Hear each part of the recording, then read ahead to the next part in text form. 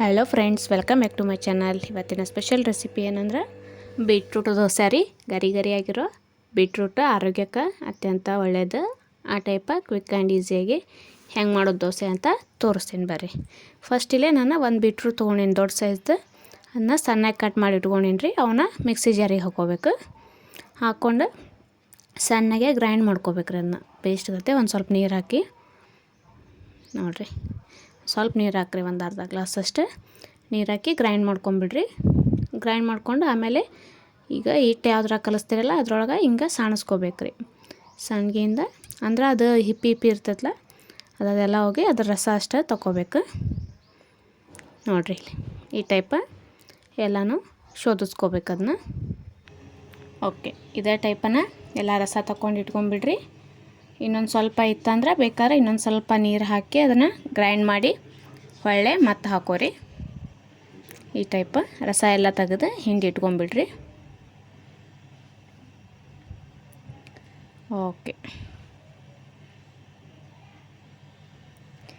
ಇದು ಆರೋಗ್ಯಕ್ಕೆ ಅತ್ಯಂತ ಬಹಳ ಒಳ್ಳೆಯದ್ರಿ, ಶ್ರೇಷ್ಠ ಅಂತ ಹೇಳ್ಬೋದು. ಆಮೇಲೆ ಟೇಸ್ಟೂ ಹಂಗೆ ಆಗ್ತಾವೆ. ಖಂಡಿತ ಒಮ್ಮೆ ಟ್ರೈ ಮಾಡಿ ನೋಡಿರಿ ನೀವು, ಎಲ್ಲರೂ ಇಷ್ಟಪಟ್ಟು ತಿಂತಾರೆ. ಇದಕ್ಕೆ 1 ಕಪ್ ಅಷ್ಟು ಜೋಳದ ಹಿಟ್ಟು ಹಾಕಾತೀನಿ. 1 ಕಪ್ ಗೋಧಿ ಹಿಟ್ಟು ಹಾಕೋರಿ, 1 ಕಪ್ ಜೋಳದ ಹಿಟ್ಟು ಹಾಕೋರಿ.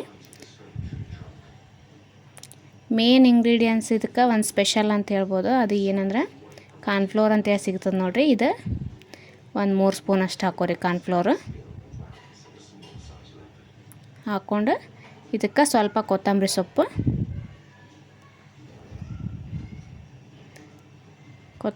ಒಂದು ಚೂರು ಹಾಕ್ಕೊಂಡು ರುಚಿಗೆ ತಕ್ಕಷ್ಟು ಉಪ್ಪು ಹಾಕ್ಕೊಂಡು ಒಣ ಖಾರ ಪುಡಿ ಹಾಕಿದ್ರೆ ಒಣ ಖಾರ ಪುಡಿ ಬೇಕಾದ್ರೆ ಹಾಕೋಬೋದು, ಇಲ್ಲ ಹಸಿಮೆಣ್ಸಿನ್ಕಾಯಿ ಹಾಕೋಬೋದು. ನಾ ಇಲ್ಲೇ ಒಣ ಖಾರ ಪುಡಿನೇ ಹಾಕ್ಕೊಂಡೇನಿ ರೀ. ನೀರು ಹಾಕ್ಕೊಂಡು ಎಷ್ಟು ಬೇಕಷ್ಟು ಕಲಿಸ್ಕೊರಿ. ಈ ಟೈಪ ಗಂಟೆ ಇರ್ಲಾರ್ದಂಗೆ ಎಲ್ಲನೂ ಕಲಿಸ್ಕೊಂಡು ಸ್ಮ್ಯಾಶ್ ಮಾಡ್ಕೊರಿ. ನೀರು ಸ್ವಲ್ಪ ನೋಡಿ ಹಾಕೋರಿ. ಪೂರ್ತಿ ಗಟ್ಟಿನೂ ಆಗಬಾರ್ದು ಮತ್ತು ತೆಳ್ಳಗೂ ಆಗಬಾರ್ದು. ಒಂದು ಲೆವೆಲ ಇರುವಂಗೆ ಸ್ವಲ್ಪ ಹಾಕ್ಕೊಂಡು ಈ ಥರ ಚೆನ್ನಾಗಿ ಬ್ಲೆಂಡ್ ಮಾಡ್ಕೊರಿ. ನೋಡಿರಿ, ಕಲರ್ ಎಷ್ಟು ಚೆನ್ನಾಗಿ ಬಂದೈತಿ. ನ್ಯಾಚುರಲ್ ಕಲರ್ ಇದೆ ಬೀಟ್ರೂಟ್ದು. ಸ್ಕಿನ್ನಿಗೂ ಭಾಳ ಒಳ್ಳೇದ್ರಿ ಇದು. ಓಕೆ, ಇದು ಆಲ್ಮೋಸ್ಟ್ ಆಗೈತಿ. ಈಗ ಇನ್ನೊಂದು ಸ್ವಲ್ಪ ಗಟ್ಟಿ ಅನ್ಸಾತಿತ್ತು, ಅದಕ್ಕೆ ಸ್ವಲ್ಪ ನೀರು ಹಾಕ್ಕೊಂಡು ಮತ್ತೆ ಮಿಕ್ಸ್ ಮಾಡ್ಕೊಂಡೀನಿ. ಈ ಟೈಪ ಹಿಟ್ಟು ಎಷ್ಟು ಚೆನ್ನಾಗಿ ಕಲಿಸ್ತಿರಲ್ಲ ನೀವು, ಅಷ್ಟು ಚಲೋ ಹೊತ್ತಿಗೆ ದೋಸೆ ಬರ್ತಾವ್ರಿ. ಅಷ್ಟು ಗರಿ ಗರಿಯಾಗಿನೂ ಇರ್ತಾವೆ. ಇದಕ್ಕೆ ಬೇಕಂದ್ರೆ ಚಿರೋಟಿ ರವೆ ಅಂತ ಸಿಗ್ತಲ್ಲ, ಸ್ವಲ್ಪ ಅದನ್ನ ಹಾಕೋಬೋದು ನೀವು. ನಾ ಇಲ್ಲಿ ಹಾಕಿಲ್ರಿ, ಅಷ್ಟೇ ಬರೀ ಹಿಟ್ಟಷ್ಟೇ ಹಾಕೇ ಮಾಡೀನಿ. ಓಕೆ, ಫೈನಲಿ ಇದು ಆಗೈತ್ರಿ. ಈಗ ಇದನ್ನು ಒಂದು 10ರಿಂದ 15 ನಿಮಿಷ ಕನಿಷ್ಠ ಅಂದರೆ ನೆನೆಯಕ್ಕೆ ಇಡಬೇಕು. ಇಲ್ಲ ಟೈಮ್ ಇತ್ತಂದ್ರೆ ಒಂದು 20 ನಿಮಿಷ ಇಟ್ಟರು ನಡಿತೈತಿ. ಅಷ್ಟೊತ್ತಿನ ತನಕ ಇಟ್ಟರೆ ಅಂದ್ರೆ ಸ್ವಲ್ಪ ನೆಂದಷ್ಟು ದೋಸೆ ಚೆನ್ನಾಗಿ ಬರ್ತಾವಂತೇಳಿ ಅಷ್ಟೇ. ಗರಿ ಗರಿಯಾಗಿ ಕ್ರಿಸ್ಪಿಯಾಗಿ ಅಷ್ಟನ್ನು ಟೇಸ್ಟ್ ಅಂತೂ ಸಖತ್ತಿರತ್ತೆ ರೀ. ಉಪ್ಪು ಅದೆಲ್ಲ ಚಲೋ ಹೊತ್ತಿಗೆ ಹಾಕೋಬೇಕು ಅಷ್ಟನ್ನು. ಈಗ ಒಂದು 20 ನಿಮಿಷ ಆಗೈತಿ. ಆದಮೇಲೆ ಈಗ ನಾ ದೋಸೆ ಹಾಕಿ ತೋರ್ಸಾತೀನಿ ನೋಡಿ ನಿಮ್ಗೆ ಎಷ್ಟು ಚಲೋ ಬರ್ತಾವಂತೇಳಿ.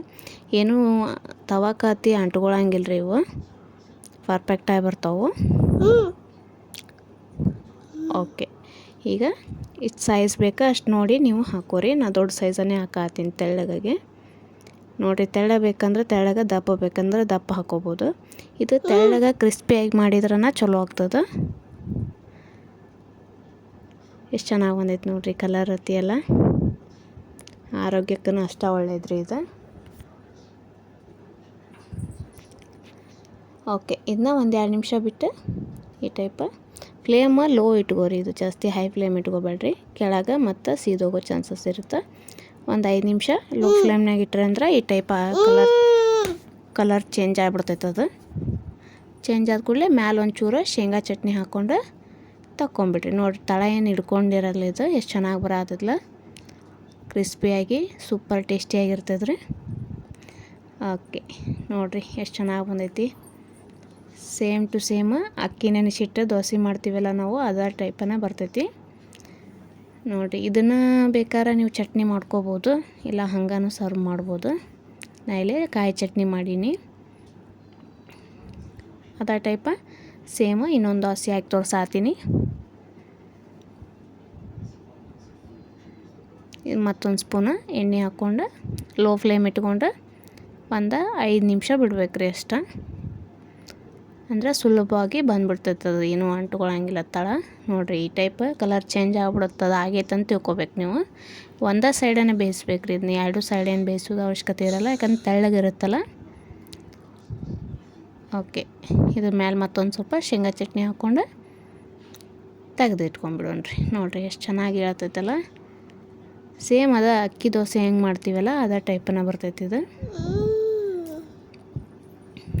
ಓಕೆ, ಇದು ತೆಗೆದಿಟ್ಕೊಂಡ್ಬಿಡೋಣ. ಆಗೈತಿದೆ ಆಲ್ಮೋಸ್ಟ್.